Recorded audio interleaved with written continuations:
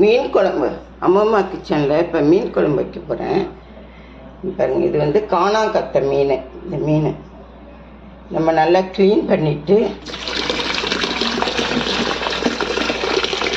நல்லா க்ளீன் பண்ணிவிட்டு குழம்பு வைக்க போகிறோம்.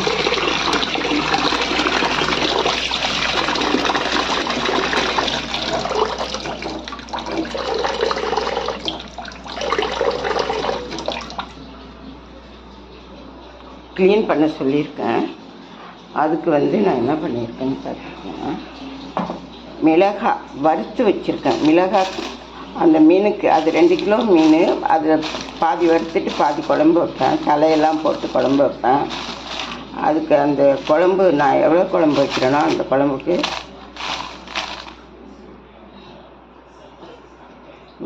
புளி ஊற வச்சுருக்கேன். இந்த பவுலில் ஒரு பவுல் குழம்பு வைப்பேன். குழம்பு கரைப்பேன். குழம்பு கரைச்சி தாளிப்பேன். அதுக்கு கொஞ்சம் புளி ஊற வச்சுருக்கேன். இது மிளகாய் தனியாக வறுத்து வச்சுருக்கேன். போட்டு நல்லா எவ்வளோ மிளகாய் போட்டுட்டு கொஞ்சமாக தனியாக போட்டிருக்கேன். கொஞ்சம் தேங்காய் சேர்த்துக்குவேன். நான் தேங்காய் சேர்த்து குழம்பு வைப்பேன். கொஞ்சம் ஒரு பிடிச்சப்படி என் கையால் ஒரு பிடிச்சப்படி தனியாக போட்டிருக்கேன். ஒரு 10 மிளகா போட்டிருக்கேன்.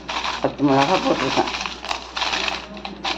இதை நல்லா நான் மிக்சியில் போட்டு அரைச்சிட்டு தான் குழம்பு வைக்க போகிறேன். நீங்களும் இதே மாதிரி வச்சிங்கன்னா நல்லாயிருக்கும். குழம்பு அரைச்சி வச்சிங்கன்னா மிக்சிலேயே அரைக்கலாம், ஒன்றும் பிரச்சனை இல்லை.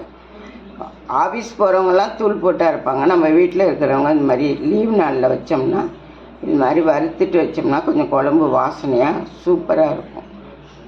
நான் குழம்பு வைக்கும்போது கரைக்கும்போது காட்டுறேன். காணாங்கத்தை மீனை வாங்கி குழம்பு வைக்க போகிறோம். அதுக்கு பாருங்கள், வறுத்து இந்த மாதிரி மிக்சியில் பொடியாக்கிருக்கேங்க. மிக்சியில் தான் பொடியாக்கியிருக்கேன். மிளகாய் அதுக்கு 5-6 10 மிளகாய் போட்டு ஒரே ஒரு பிடிச்சப்படி தனியாக போட்டு மிக்சிலேயே வறுத்து அரைச்சி வச்சுருக்கேன். பாருங்கள், மிக்சிலேயே அரைச்சிருக்கேன் பாருங்கள். வறுத்து எண்ணெயெல்லாம் ஊற்றாமல் ட்ரையாக வறுத்து இந்த மாதிரி பொடிச்சிங்கன்னா சூப்பராக பொடியாகும். இதை நம்ம வேறு பாத்திரத்தில் மாற்றிக்கிட்டு இதுலேயே தேங்காய் அரைக்க போகிறேன்.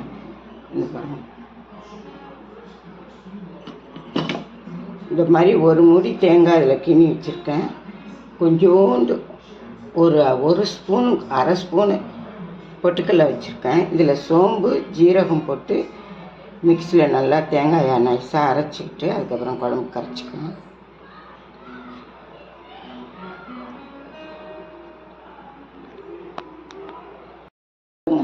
இந்த அளவுக்கு புளி ஊற வச்சு கரைச்சி வடிகட்டி இதை வச்சுருக்கேன்.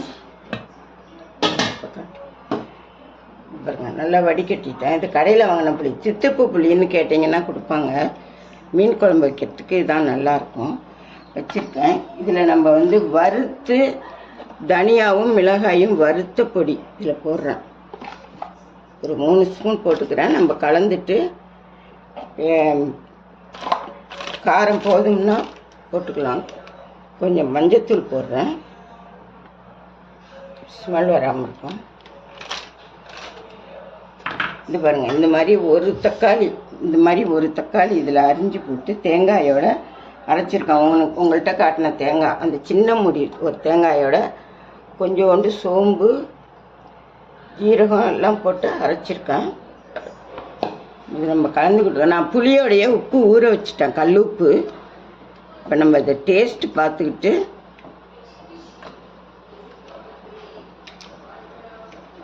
நம்ம குழம்பு தாளிச்சிக்கலாம்.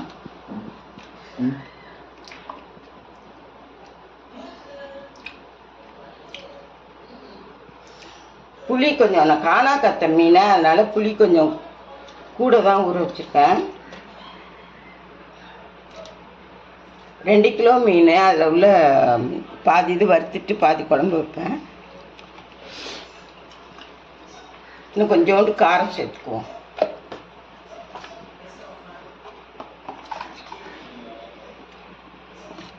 காரம் பத்தல, கொஞ்சம் காரம் சேர்த்துக்குவோம். இது மாதிரி ஏன்னா காணாங்கத்தை மீன்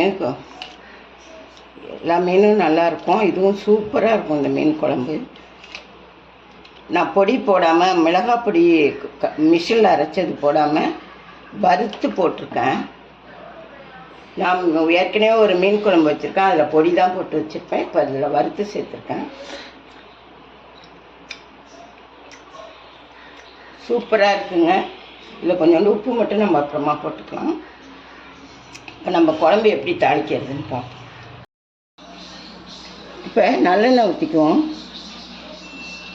மீன் நல்லாயிருக்கும்.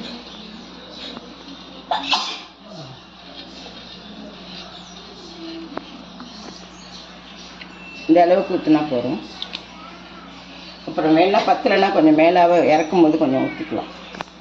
இப்போ இதுக்கு நம்ம தாளிக்கிற வடை, மீன் குழம்புலாம் தாளிக்கிற வடை தாளிச்சா நல்லாயிருக்கும். தாளிக்கிற வடை கொஞ்சம் போட்டுக்குவோம்.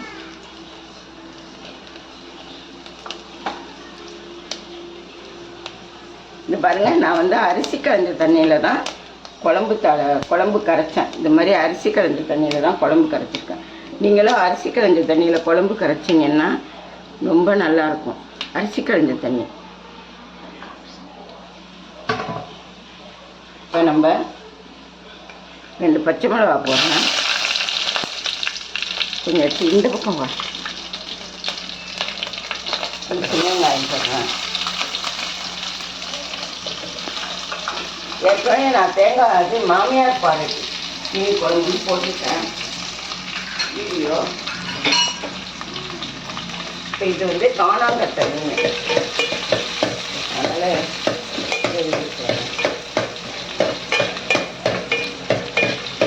அது தேங்காய் நிறையா சேர்த்துப்பேன். அது தேங்காய் கொஞ்சம் கம்மியாக சேர்த்துப்பேன்.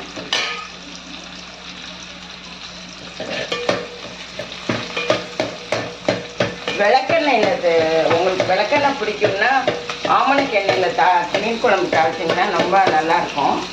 எங்கள் வீட்டில் உள்ளவங்களுக்கு விளக்கெண்ணெய் பிடிக்காது, அதனால் நான் விளக்கெண்ணெய் ஊற்றாமல் நல்லெண்ணெய் ஊற்றிருக்கேன்.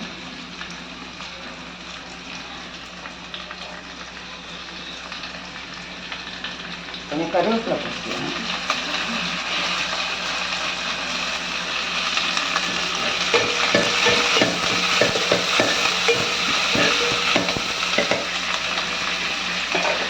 இந்த மாதிரி இது கிட்டவா கொஞ்சம். இப்போ இன்னுமே வெடிக்காது, கிட்டவா. கருவேப்பிலை போட்டு நல்லா காஞ்சதுக்கப்புறம் இது மாதிரி ஒரு 2 தக்காளி கட் பண்ணி வச்சுருக்கேன். ஒரு தக்காளி தேங்காயோட அரைச்சிருக்கேன். 2 தக்காளி கட் பண்ணி 3 தக்காளி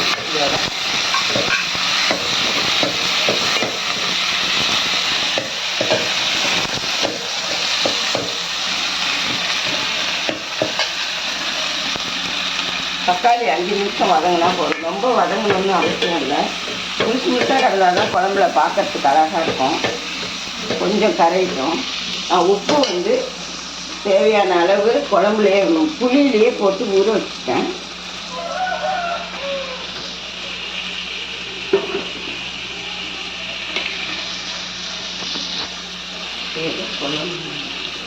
போட போகிறேன் மீன் குழம்புல. இந்த சைஸு ஒரு மாங்காய் நம்ம போட்டால் நல்லாயிருக்கும். ஆனால் எங்கள் வீட்டில் உள்ளவங்களுக்கு பிடிக்காது, அதனால இதாக ஒரு சைஸ், இந்த சைஸ் மாங்காய் குழம்புல போட்டு போகிறேன்.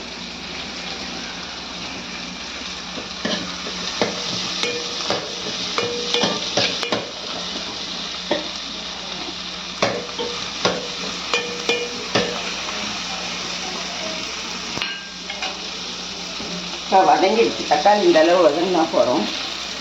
குழம்பு சேர்த்துறேன். இந்த சட்டி கலவரத்துக்கு இந்த தண்ணியை யூஸ் பண்ணிக்கலாம்.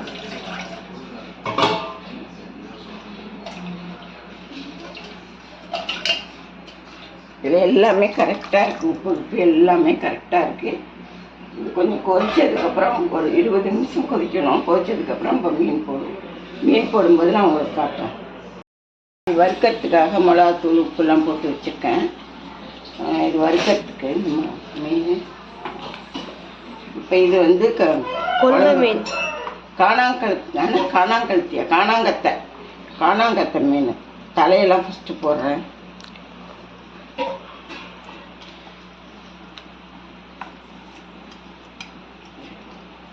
இப்படி ஒன்று ஒன்றா எடுத்து போடுங்க. அப்போ தான் அதில் இருக்க தண்ணிலாம் வடிஞ்சிடும். நல்லாயிருக்கும். நல்லா எப்படி க்ளீன் பண்ணியிருக்கோம் பாருங்க. க்ளீன் பண்ணிடுச்சு. இப்போ நம்ம இதை வந்து குழம்பு எப்படி இது பண்ணிட்டு எல்லாத்தையும் காட்டுவேன். பண்ணிட்டு இப்போ நம்ம இந்த பெரிய மீனை போடுவோம். அதுக்கப்புறம் இந்த சின்ன மீனை போடலாம். ஒரு கொதி வந்துருக்கோம். மீன்லாம் கரைஞ்சிரும். தலையை போட்டால் அதோட இது உடம்பு வால் இல்லை, உடம்பு. அது மீனோட உடம்பு வாழோட சேர்த்துக்கலாம். அப்படியே கட் பண்ணி வாங்கிட்டு வந்துடுச்சு. இது கொஞ்சம் ஒரு 10 நிமிஷம் வெந்ததுக்கப்புறம் இந்த குட்டி மீனை போட்டுருவேன். குட்டி மீன் போடும்போது காட்டுறேன். இதான் வறுக்க போகிற மீன். இப்போ மீனில் மாங்காய் போடுறேன். ஒரு மாங்காய் உங்கள்கிட்ட காட்டினல, ஒரு மாங்காய் போடுறேன். ஒரே ஒரு மாங்காய் தான் போடுறேன். போட்டு இந்த சின்ன மீனையும் இதில் போட்டுருக்கேன். மீன் போட்டு மீன் வெந்துருச்சு. நல்லா சிம்மில் வச்சுக்கலாம். வச்சுக்கிட்டு இந்த சின்ன மீனை போட்டுடலாம்.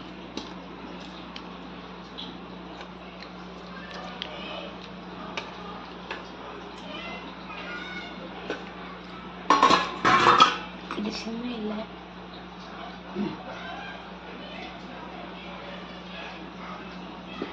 இதுதான் சின்ன. இது பெருசு. அப்பயே சிமெண்ட் தான் நடுவில் தானே. ஃபுல் ஹீட்டில் வைக்கணும்னு சொல்லுவாப்ப.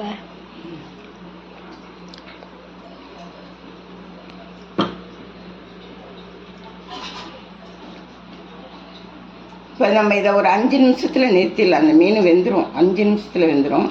மாங்காய் அப்படியே அந்த சூட்லேயே வெந்துடும். மாங்காய் கரைஞ்சிச்சின்னா நல்லா இருக்காது சாப்பிட்றதுக்கு.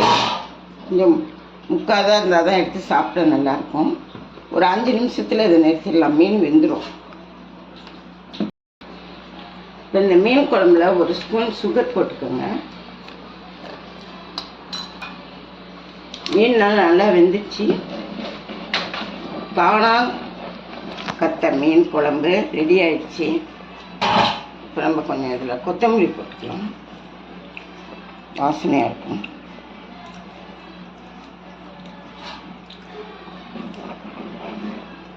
நீங்களும் இதே மாதிரி ட்ரை பண்ணி இந்த மீன் வாங்கி சாப்பிடுங்க. இந்த மீன் அவ்வளோ டேஸ்ட்டாக இருக்கும்.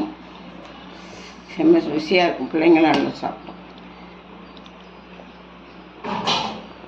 ஓகே, இந்த மீன் குழம்பு வீடியோ உங்களுக்கு பிடிச்சிருந்தா லைக் பண்ணுங்கள், ஷேர் பண்ணுங்கள், கமெண்ட் பண்ணுங்கள். தேங்க்யூ, வணக்கம். லாஸ்ட்டாக ஒரு ஸ்பூன் வெல்லமோ சர்க்கரையோ எது வேணாலும் போட்டுக்கலாம். ஆனால் சர்க்கரை போட்டேன், நான் சர்க்கரை தான் போடுவேன். சூப்பர். இந்த மீன் குழம்பு உங்களுக்கு பிடிச்சிருந்தா லைக் பண்ணுங்கள், ஷேர் பண்ணுங்கள், கமெண்ட் பண்ணுங்கள்.